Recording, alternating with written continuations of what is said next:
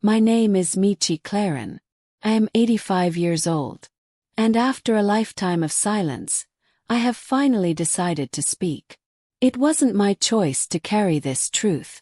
It was forced onto me, pressed into my bones when I was far too young to understand what it meant. I was only a child when my father stole my innocence, the one man who should have protected me above all else. For decades I buried it. I smiled at family gatherings, cooked holiday meals, kissed cheeks, and played the role of the quiet, dependable matriarch. To them I was simply Grandma Eleanor, the steady one, the sweet one. They never knew the storm that lived behind my eyes. But that storm broke the night my granddaughter asked me a question I could not ignore. We were sitting around the table after supper. The younger ones had been talking about dating, about love, about what they wanted in a partner. Laughter filled the air, light and careless, until her voice cut through. "Grandma," she asked, tilting her head, "why didn't you ever remarry? You were so young when Grandpa died. Didn't you ever want another man?" The chatter stopped. All eyes turned to me. My hands trembled around my teacup. The steam blurred my vision. I felt my chest tighten the way it had so many times before, that old reflex to hide, to swallow the truth, to keep the family safe. But then I looked at her, my granddaughter with her wide, innocent eyes waiting for an answer, and something inside me snapped. I could not let another generation live in ignorance, worshipping ghosts of men who never deserved our silence. So I placed the cup down, folded my hands in my lap, and said, my voice quiet but firm, "The reason I never trusted another man is because the first man who should have protected me, my father, betrayed me." The room froze. Forks hovered mid-air. Jaws slackened. My children, my grandchildren, stared at me in stunned silence. I continued, the words spilling out after a lifetime of being locked away.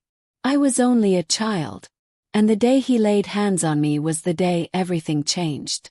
It was the day I stopped being a little girl and became a prisoner of his secret. My voice cracked, but I pressed on. He told me no one would believe me. He told me it was my fault. And for years, I carried that lie like a stone tied around my neck. But tonight, I am cutting it loose. Tonight you will hear what really happened in our family. And you will never forget it. Their faces blurred through my tears, but I saw enough. The shock, the horror, the confusion. And I knew there was no turning back now. I whispered, almost to myself, almost to him though he was long dead. "You thought I would stay silent forever. But silence dies tonight." Hang on, before I tell you what happened next, make sure you've subscribed and left your thoughts in the comments. This part gets intense. Before the darkness there was light. I grew up in a farmhouse on the outskirts of town, surrounded by rolling fields and the steady hum of cicadas in summer.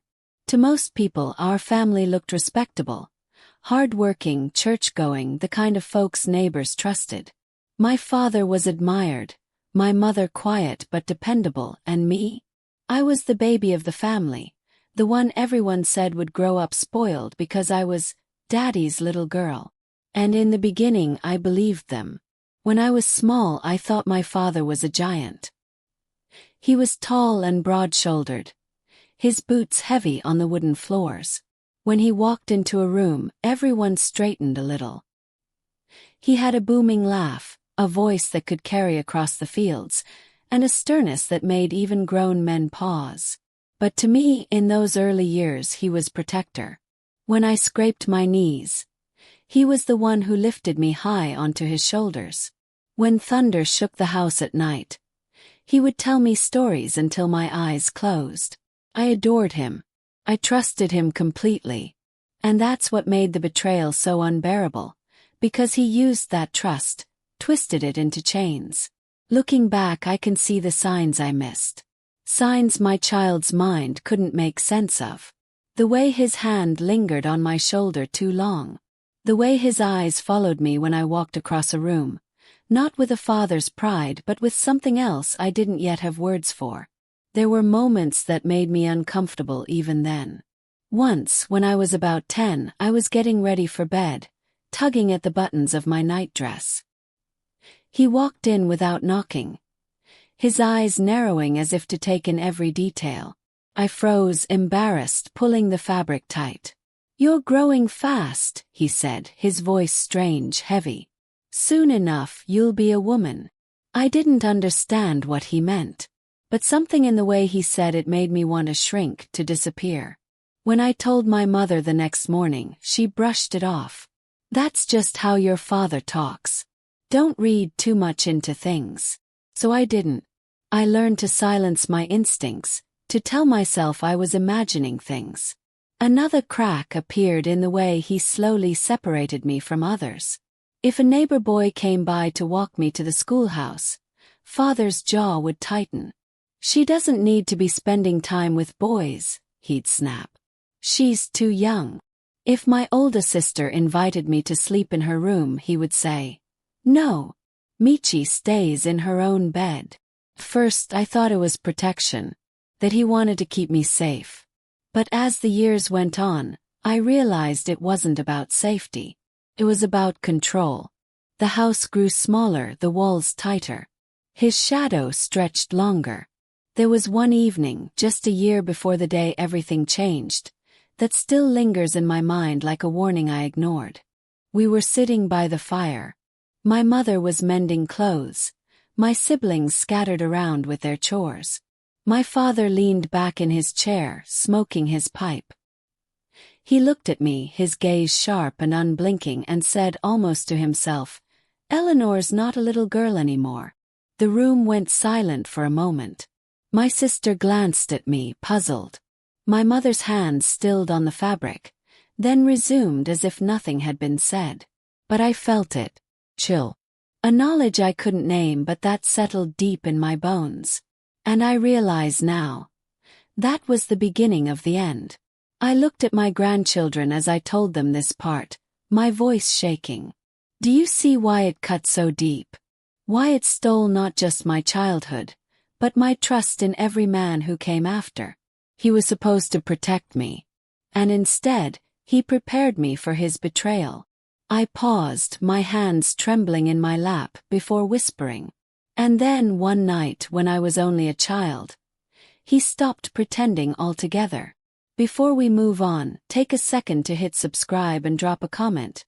I'd love to hear what you think so far. I was 11 years old the night my childhood ended. The house was quiet, the kind of quiet that made every creak in the wood echo like a scream.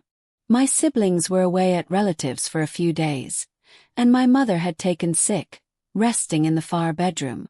That left me and my father alone in the main part of the house. I had been reading at the table, the lamplight flickering, when he called my name. "Eleanor."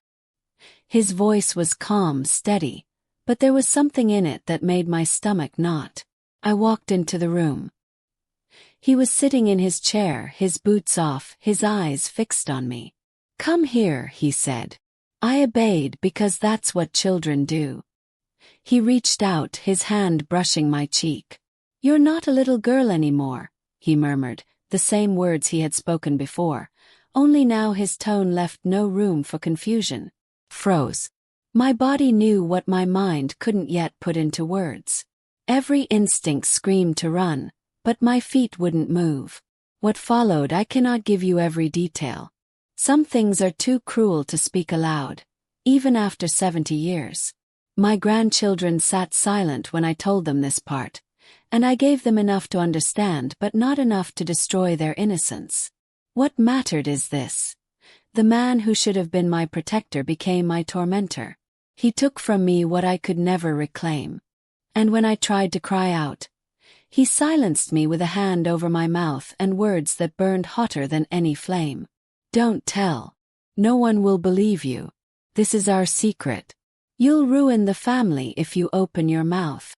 I remember staring into his eyes, those same eyes I once adored, and realizing I had no one. My mother was fragile, my siblings absent, and the community worshipped him as a pillar of strength. Who would they believe? Him, the respected father, or me, a trembling child? When it was over, I curled in my bed, my body aching, my soul shattered.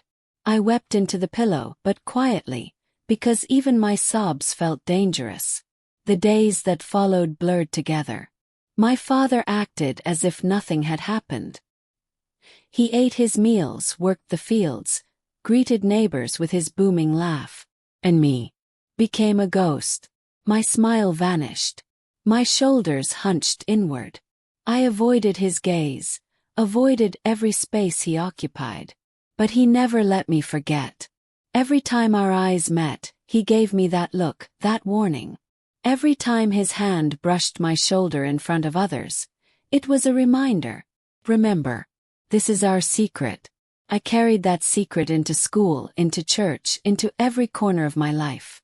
The other children laughed and played. I sat in silence, my stomach in knots, my eyes cast down.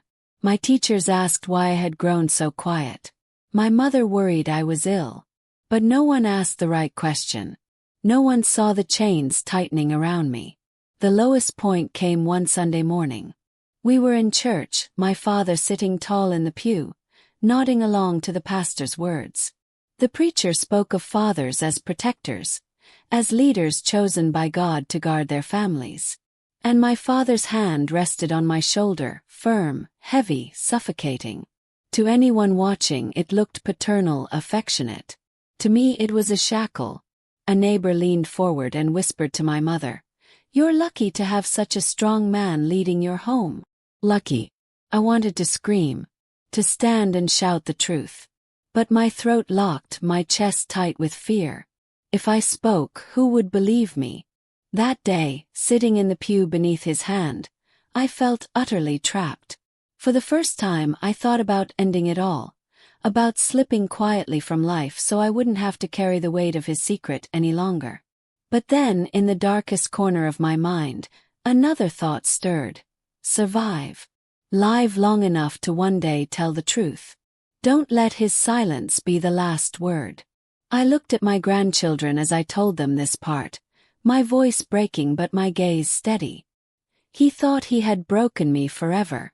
And for a long time he nearly did. But I lived. I carried his secret like poison in my veins. And one day, when I was strong enough, I found a way to make sure his memory never escaped the truth. Before we go any further, click subscribe and let me know in the comments. What would you have done in my shoes?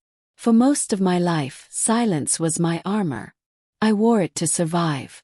After that night, I moved through the years as if carrying a glass bowl inside me, fragile, always on the edge of shattering. I smiled when expected, spoke politely when spoken to, but inside I was hollow. And yet, I endured. When I was old enough, I left home. I worked, I built a life. I married a good man who never knew why I kept a certain distance, why I stiffened at certain touches. He died young, leaving me with children to raise alone. I poured everything into them, determined they would never know the kind of father I had known. But even as the decades passed, the poison of his betrayal lingered. Every time people in town praised my father's name, calling him strong, honorable, a man of respect, it was another knife in my chest. They did not know the truth. And for so long I believed I had to protect them from it. Protect the family name. Protect the illusion. Protect the silence. But as the years went on and my grandchildren grew, I realized something terrifying. By keeping quiet, I was still letting him win. His shadow lived on, even in death, because no one knew what he truly was. And then I thought, what if I told them? What if I finally spoke? Began small. A diary. Hidden in the bottom drawer of my dresser. I started to write what I had never spoken. My memories poured onto the pages.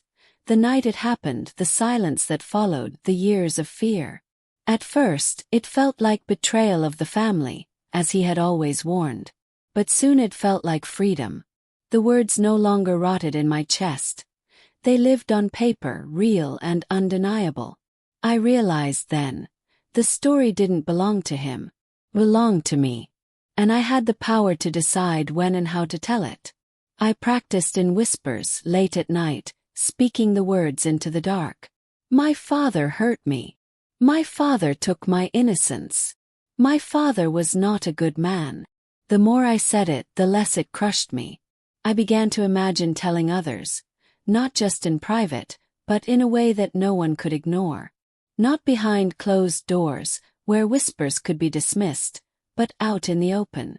Reckoning. Because if he had destroyed me in silence, then my revenge would be in sound. My father was long dead by then, but his memory lived on in the family, polished like an heirloom. My children, my grandchildren, they thought of him as a stern but respectable man, their grandfather. And that, I decided, would be my stage. I would not let him die a hero. I would not let his name live on in honor. I would tell the truth in the place he loved most, at the heart of the family, in front of every descendant who bore his blood. I would destroy his legacy. Doubt gnawed at me. Would they believe me? Or would they recoil, turn away, call me bitter, senile, lost in age? Would I be destroying their memory of him, and with it, their innocence? The questions clawed at me, but I realized I had already carried the burden so they wouldn't have to. And yet, by staying silent, I had left them to love a lie. Better they face a hard truth than live wrapped in his illusion. I returned to the diary again and again, filling its pages. Each time I wrote, I felt my resolve harden. I tucked newspaper clippings, photographs, small notes of things I remembered about his temper, his isolation, his control. The evidence wasn't physical proof. It was memory woven into testimony. But it was mine, and it was enough. I began to imagine the moment. The family gathered, the chatter, the laughter. And me rising to my feet, telling them the words that had been caged inside me for 74 years. And in that vision I saw something beautiful. Not their shock, not their sorrow, but his face if he could see it. His mask cracking. His power gone. It was the revenge he never expected. One evening I closed the diary, laid my hand on its cover and whispered, "You thought I'd never tell, but I will. And when I do, your name will never again be spoken without the weight of what you did to me." And then, with trembling hands, I called the family together for a dinner unlike any other. Before we move on, take a second to hit subscribe and drop a comment. I'd love to hear what you think so far. The dining room table was set with care that evening. Candles flickered in their holders, casting warm light across polished wood. Plates clinked, voices rose and fell in easy chatter, the air filled with the smells of roasted chicken and fresh bread. It was just another family dinner. At least that's what everyone thought. But for me, it was the night I had been preparing for my entire life. I sat at the head of the table, my hands folded in my lap, my diary tucked beside me in a worn leather bag. My children laughed, my grandchildren traded stories, the air thick with a kind of ordinary joy I had long envied but never fully felt. And then I cleared my throat. The sound cut through the room like a blade. Conversations stilled. Forks paused midair. All eyes turned to me. I rose slowly, steadying myself on the chair, and let my gaze travel across every face. My children, my grandchildren, their partners, the little ones staring with wide, curious eyes. "My loves," I began, my voice trembling but clear. "I have something to tell you. Something I have carried for 74 years. Tonight you will know the truth about this family. About me. About the man you've always been told was worthy of respect." Hush fell. I reached into the bag, pulled out my diary, and placed it on the table. Its pages were swollen with ink, memory, pain made permanent. My father, your grandfather, your great-grandfather, was not the man you think he was. When I was only 11 years old, he stole from me the one thing a child should never lose. He hurt me in the worst way a father can hurt his daughter. Gasps rippled around the table. My daughter covered her mouth with her hand, her eyes wide. My son shook his head in disbelief. The younger ones looked at me with confusion, horror dawning as they began to understand. I pressed on, my voice stronger now, steadied by years of silence cracking open. He told me no one would believe me. He told me I would ruin the family if I ever spoke. So I stayed quiet. I carried his secret while he lived a respected life, while his name was spoken in praise. But tonight I refused to carry it any longer. His name dies with me, and with the truth. The room erupted in whispers, tears, stunned silence. He wouldn't, my son muttered, his face pale. He couldn't have. But then his eyes fell on me, on the trembling lines of my hands, the fire burning behind my tears, and something in him broke. You're telling the truth, he whispered. He nodded. Around the table, faces crumbled. My grandchildren looked at one another. Horror etched into their young features. My daughters-in-law sat stiff, their forks forgotten. The weight of my words pressed down on every corner of that room. The man they had honored in memory, the patriarch they had placed on a pedestal, was gone. His legacy shattered in a single evening. And in its place there was me, no longer silent, no longer bowed, but standing tall in the truth. The days that followed were heavy, but liberating. Some family members wept for me, holding me close, whispering apologies for not knowing. Others grew quiet, retreating into themselves, unsure how to reconcile the truth with the man they thought they knew. But none of them looked at his name the same way again. His photographs came down from mantels. His stories were silenced. The pedestal he had stood on for decades crumbled into dust. He was no longer a man to be remembered with pride. He was remembered for what he truly was, a predator who hid behind a father's mask. And me felt lighter. For the first time in 74 years, I slept without the weight of his secret pressing on my chest. A week later, my eldest grandson came to me. His eyes still red from tears. "Grandma," he said softly, "I don't know how you carried this for so long. But I promise you this, we will never let his name live in honor again. His legacy ends with you." I looked at him, my heart both aching and relieved. "That," I whispered, "is the only revenge I ever wanted. To take back what he stole, my voice, and use it to bury his name forever." And with that, I closed the diary, placed it on the shelf, and let the silence that followed feel, for the first time, like peace. He thought I would stay silent. He thought no one would ever believe me.